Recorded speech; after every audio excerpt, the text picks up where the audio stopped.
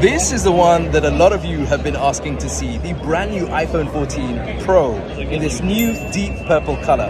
Let's take a closer look here on MQuan Reviews. So, the brand new iPhone 14 Pro. Now, there are two variations of this. The iPhone 14 Pro with this 6.1-inch ProMotion display, or a larger 6.7-inch iPhone 14 Pro Max.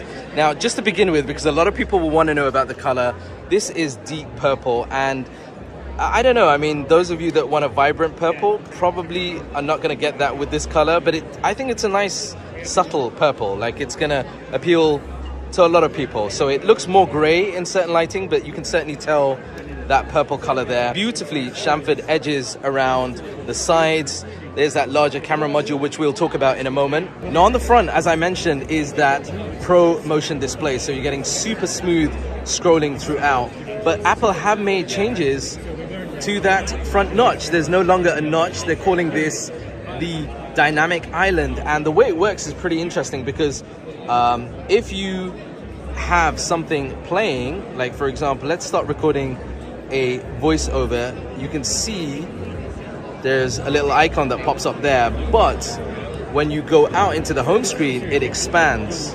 So it's quite an interesting take on that top notch. Certainly much more dynamic than just a static kind of space on the screen over there. Another example of that dynamic island is if I press and hold. So I've got some music playing right now, but if I press and hold, you see it kind of expands out like that. It's really ingenious, actually, the way Apple have done that. Let me know what you think about that in the comments down below. Currently, this is powered by the new A16 Bionic chip, and you also have updates when it comes to the camera. So on the back, we now have a 48 megapixel main camera with a quad sensor setup. That's basically going to get you much more details in shots that are taken. We have that 12 megapixel for the ultra wide, and then a 12 megapixel for the telephoto. And one of the things that you can do with the camera is now you're able to kind of zoom in. Let's do it the other way over here. So you can see we've got the ultra wide, 1x, 2x, and 3x, and then it zooms all the way into 15x over there.